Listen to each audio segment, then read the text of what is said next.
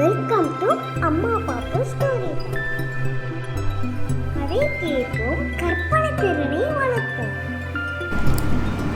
Hi குட்டீஸ், இன்னைக்கு நாம பார்க்க போற கதை எது தெரியுமா? ஒரு குரங்கு எப்படி மந்திரியாச்சுங்கிறத பத்தின கதை தான் அது. என்ன எல்லாரும் கதை கேட்க ரெடி ஆயிட்டீங்களா?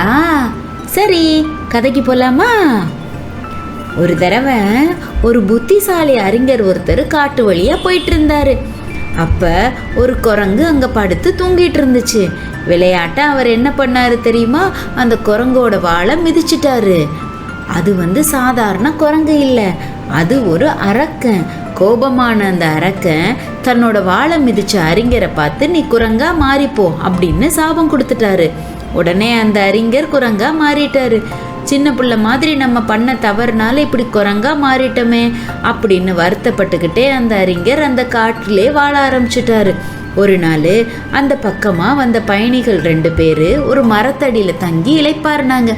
அதில் ஒரு பயணி சொன்னார், நாளைக்கு நம்ம அரண்மனையில் ஒரு போட்டி நடக்க போகுது.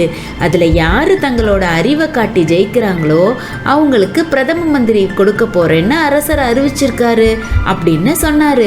இதை மரத்தடியில் இருந்து கேட்ட குரங்கு நம்மளும் அந்த போட்டியில் கலந்துக்கலாம் அப்படின்னு நினச்சிச்சு. உடனே பட்டணத்துக்கு போச்சு.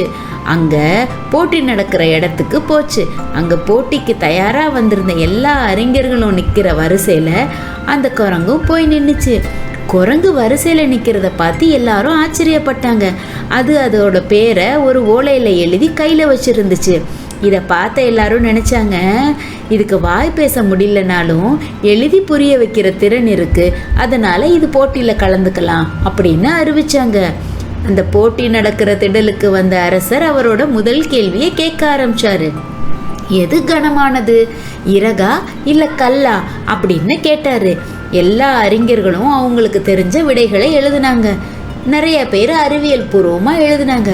ஆனால் குரங்கு என்ன எழுதிச்சு தெரியுமா? அது சூழலை பொறுத்தது. ரொம்ப இலகுவான மனசு கூட குற்ற உணர்ச்சி ஏற்பட்ட பிறகு கனமாக மாறிடும்ல அப்படின்னு எழுதியிருந்துச்சு அந்த குரங்கு. குரங்கோட வித்தியாசமான அணுகுமுறையை பார்த்த அரசர் குரங்கை கவனிக்க ஆரம்பிச்சாரு. அடுத்த கேள்வியை கேட்க ஆரம்பிச்சாரு. ஒரு பசியோடு இருந்த முதியவருக்கு முன்னாடி அரசு கஜானாவில் இருந்து கொண்டு வரப்பட்ட ஒரு தங்க நாணயத்தை வச்சுக்கிட்டு, இப்போ இதை யாருக்கு கொடுப்பீங்க? அரசருக்கா இல்லை பசியில் இருக்கிற முதியவருக்கா அப்படின்னு கேட்டார் அரசர். எல்லா அறிஞர்களும் அரசரை விட பசியோடு இருக்கிற முதியவருக்கு தான் கொடுக்கணும் அப்படின்னு சொன்னாங்க. அதுக்கு குரங்கு என்ன விடை எழுதியிருக்குன்னு எல்லாரும் ஆவலாக எதிர்பார்த்துக்கிட்டு இருந்தாங்க. குரங்கு எழுதியிருந்த ஓலையை படித்தார் அரசர். அதில் இந்த நாட்டில் ஒருத்தர் பசியோடு இருக்கிறது அரசரோட தவறு. அவர் கஜானாவில் இருக்கிற பணத்தை எடுத்து பசியோடு இருக்கிறவங்களுக்கு சோறு போடக்கூடாது. ஆனால் கஜானாவை எதுக்கு அரசருக்கு கொடுத்துருக்காங்கன்னு புரிஞ்சுக்கிட்டு நாட்டில் இருக்கிற வரிகளை குறைச்சி அதே நேரத்தில் கஜானாவுக்கும் வருமானம் வர்ற மாதிரி அதை உயர்த்தி யாருமே பசியோடு இருக்காத அளவுக்கு பார்த்துக்கிறணும். அதனால் இந்த பணம் அரசருக்கு கொடுத்து அந்த முதியவருக்கு பசி ஏற்படாத மாதிரி ஒரு நிரந்தர வருமானம் கிடைக்க வழி செய்யணும் அப்படின்னு அதில் எழுதியிருந்துச்சு. அப்போ தான் நடுநிலையாக இருந்து யோசிக்கிற குரங்குக்கு பிரதம மந்திரியாக வர்றதுக்கான எல்லா தகுதியும் இருக்குன்னு எல்லாருக்கும் புரிய ஆரம்பிச்சிச்சு. அரசர் அவரோட அடுத்த கேள்வியை கேட்டார். எல்லாரும் அரண்மனையில் இருக்கிற மாந்தோப்புக்கு கூட்டிகிட்டு போனார். அங்கே வாடி போயிருந்த மாமர செடிகளை காமிச்சு இது எப்படி வளமாக மாற்றலான்னு கேட்டார். அதுக்கு நிறையா பேர் இது ஏற்கனவே நிறையா வாடிருச்சு, அதனால் இதை அப்புறப்படுத்திட்டு புது மாமர செடியை இங்கே வைக்கலாம் அப்படின்னு ஆலோசனை சொன்னாங்க. ஆனால் குரங்கு மட்டும் செடியை பார்க்கவே இல்லை. அதே மாதிரி வாடி இருந்த மற்ற செடிகளோட வேர் பகுதியில் இருந்த மண்ணை எடுத்து ஆராய்ஞ்சு பார்த்துச்சு.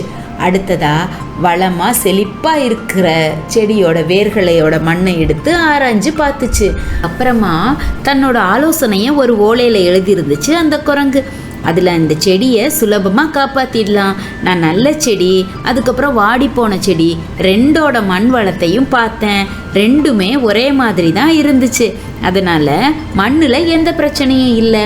ஆனால் இந்த வாடிப்போன செடிகள் மேலே அதிகமான நிழல் படுது. அதனால் கொஞ்ச நாள் நல்லபடியாக வளர்ந்தாலும் மரம் ஆகிற அளவுக்கு அதுக்கு போதிய வெளிச்சம் இல்லாதனால இந்த செடி நல்லா வளர மாட்டேங்குது. அதனால் இந்த செடிகளை எடுத்து நல்ல வெளிச்சமாக சூரிய ஒளி படுற இடத்துல போய் வச்சா இந்த செடி நல்ல மரமாக மாறும் அப்படின்னு எழுதியிருந்துச்சு. இதை அதுக்கப்புறமா குரங்கு தான் பிரதம மந்திரின்னு போட்டி நடத்தின எல்லாரும் சொல்லிட்டாங்க. உடனே ராஜா என்ன பண்ணாரு, நமக்கு நல்ல மந்திரி கிடைச்சிட்டாரு, அவர் நம்ம கிட்ட வந்து சேர்ந்த இந்த விஷயத்தை நம்ம கொண்டாடணும்னு சொல்லிட்டு ஒரு பெரிய மூட்டை நிறையா பொரிய குரங்கு கிட்ட கொடுத்து எல்லாருக்கும் சமபங்கா கொடுங்க அப்படின்னு சொன்னார். அதை அந்த குரங்கு என்ன பண்ணுச்சு தெரியுமா? முதல்ல கொஞ்சம் பொரியை மட்டும் கொடுத்துச்சு. அதை பசியோடு இருந்தவங்க வேகமாக சாப்பிட்டு முடிச்சிட்டாங்க. அவங்களுக்கு இன்னொரு தடவை பொரியை கொடுத்துச்சு. திரும்பி பொரி வேணும்னு கேட்டவங்களுக்கு கொஞ்சம் பொரி கொடுத்துச்சு. இதை பார்த்த அரசருக்கு குரங்கோட அறிவும் பகுத்து கொடுக்கும்போது பசியோடு இருக்கிறவங்களுக்கு அதிகமாகவும் பசி இல்லாதவங்களை கண்டுபிடிச்ச விதத்தையும் பார்த்த குரங்கோ தன்னோட பிரதம மந்திரின்னு நியமிச்சாரு. அடுத்த நிமிஷம் அந்த குரங்கு திரும்ப அறிஞராக மாறிடுச்சு.